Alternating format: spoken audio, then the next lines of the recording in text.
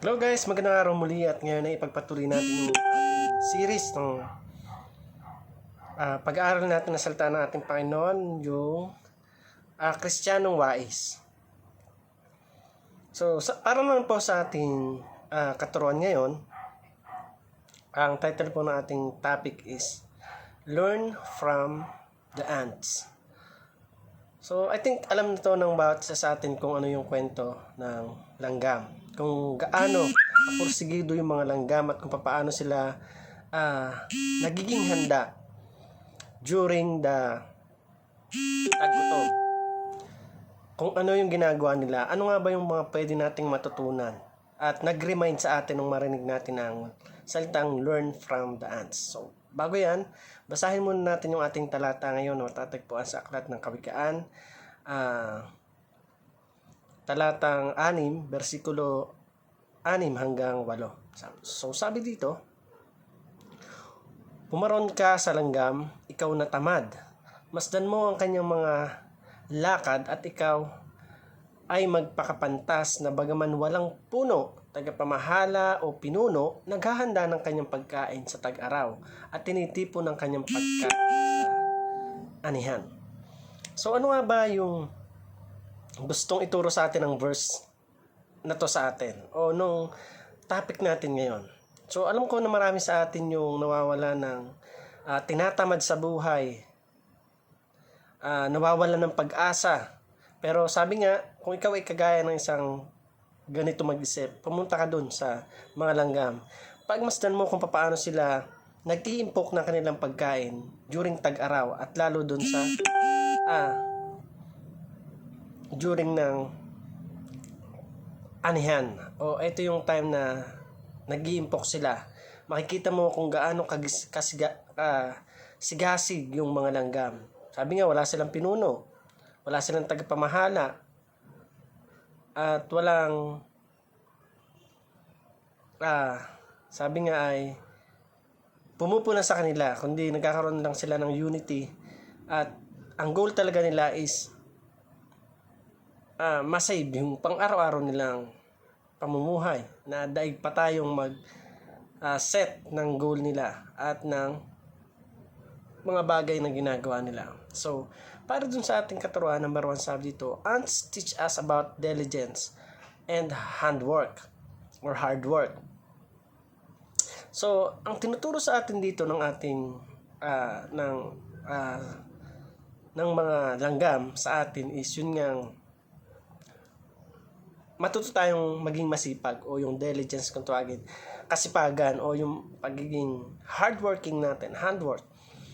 So, dito tinuturo sa atin na kagaya ng mga langgam kung paano sila mag-impok, kung paano sila kumilos, kung paano sila gumalaw na hindi nagsasayang ng oras kagaya natin. So, ang laking sampal sa atin ng mga ganitong katuruan, lalo nga nung story nitong si Langgam at si Tipaklong. Kung maaalala nyo, istoryang bata, pero yung kapupulutan mo talaga ng aral kung paano yung difference ng kanilang ginagawa. So, sabi doon, ants teach us about diligence and handwork. So, tinuturuan tayo dito na maging masipag, maging masigasig sa pang-araw-araw nating pamumuhay. Kasi alam naman natin na sobrang hirap ng buhay ngayon. Mahal ng bilihin, ang mahal na lahat. Even our daily needs, yung mga wants pa natin.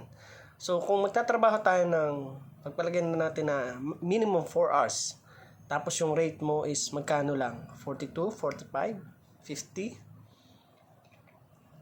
So, napakaliit para sa mga pangangailangan na meron tayo sa araw-araw. At kung hindi tayo magdo-double time, kagaya ng mga langgam, maaaring magutom tayo. So, tinuturuan tayo dito tinuturo sa atin ng mga langgam na maging masinop, maging masipag pa tayo, mag-double time tayo, kung kailangan triple time, para lang mapunan yung pangangailangan natin at maging ng pamilya natin. Pangalawa, sabi dito, laziness makes you poor and hungry.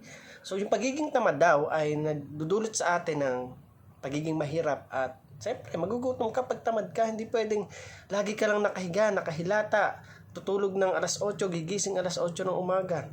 So, paano na? Paano na yung buhay natin? Kung iisipin nyo yung mga mayayaman, kung papansin nyo, yayaman na nila, pero bakit yung gabi ginagawa nilang araw? Bakit yung oras na dapat 8 hours ang tulog a day, ginagawa nila minsan 2 hours, 1 hour lang, 4 hours, masaya na sila. Kasi may goal sila. Hindi sila tamad. May mga bagay silang sinasaalang-alang sa buhay. Hindi naman, sabi nga, hindi naman masama na maging mayaman. Hindi masama na mag-impo ka ng pera. Pero, kung iisipin mo, dito sa mundong ibabaw, napakahirap makipagsabayan. Napakahirap makipagsapalaran kung wala kang pera. Kawawa ka pagka tamad ka. Kawawa ka kapag wala kang ginawa. Hindi naman pwedeng iaasa mo na lang lagi doon sa mga tao na tumutulong sa'yo. Ano ka laging pabigat? Ano ka laging parang sustentado? Mahiya tayo sa sarili natin at gawin natin yung mga bagay na pwedeng makatulong. Sabi nga, yung iba bulag na, kaya pang kumita. Yung iba pepek, bingi, pilay. Mas malaki pa yung kinikita sa kagaya mo na kumpleto naman yung pangatawan, may tamang pag-iisip. At ilan pa nga may mga pinag-aralan pero hindi ginagamit sa tama. Laziness makes you poor and hungry. So, sayang lang. Sana binigay na lang natin doon sa mga tao na hindi nakakita yung mata mo, na hindi mo nagagamit. Sana binigay na lang natin yung kamay natin, yung bibig natin doon sa mga masisipag na gustong magkaroon ng magandang buhay. Bagamat kulang sila, wala silang mata, hindi sila nakakakita, wala silang bibig, hindi sila makapagsalita. I mean, may bibig sila pero hindi nila magamit pagsasalita at may mata sila pero hindi naman nakakakita. So, hahayaan mo ba na masayang yung opportunity o yung kahigitan mo sa kanila na may mata ka naman, may kompleto ang kamay, paa, kaya mo naman magtrabaho pero hindi mo magawa. Ngayon, kumilos ka. Ang daming ma-applyan, ang daming mga trabaho na mag-fit sa'yo. Hindi pwedeng tatamad-tamad ka lang, nakagaya ni Tipaklong, na aasa na lang at pagdating ng araw, ay doon niya marirealize na dapat pala ito yung ginawa ko. So, huwag tayong maging tamad kasi magdudulot sa atin yan ng pagkagutom at hindi naman pwede na lagi na lang tayong umaasa sa ibang tao kahit kaya naman natin. Number 3, hard works is God means to lead us to His destination. So, yung sabi nga kasipagan natin, lalo na yung mga naglilingkod sa Diyos, yung mga I salute all the pastors or the servant of God na talagang nagpapakapuyat para lang ipanalangin yung mga miyembro, nagpapakapuyat para lubusang pag-aralan yung salita ng Panginoon para pagdating ng Sunday, yung preaching nila is talagang matatamaan sa puso yung mga bawat anak ng Diyos.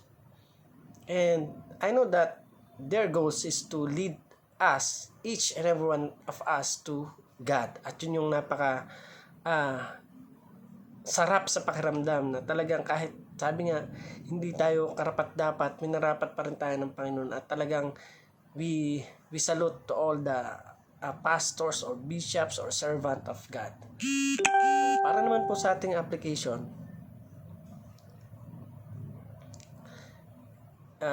first, number 1, emulate the handwork and diligence of ants in your life. So, lagi nating isipin, isalang-alang yung ginawa ng ants na pwede nating gawin, pwede nating sa puso at tanggalin natin yung pagiging tamad natin, laziness. Let's, sabi nga, alisin natin yan at ngayon ay maging kagaya tayo ng langgam na nag-iimpok upang pagdating ng tagutom ay may makain sila.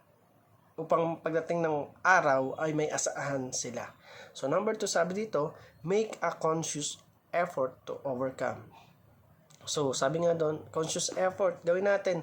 Matuto tayong, sabi nga, makiramdam sa bagay-bagay na nangyayari sa ating kapaligiran. Kung alam natin na ito na yung time para makatulong ka, then help. Huwag mong isipin na wala kang kakayahan. Kasi minsan yun yung nagiging dahilan kung bakit hindi tayo kumikilos. Kasi inisip natin may mas magaling naman para sa atin. Tandaan mo na tayong lahat ay kinreate dito ng may purpose yung buhay.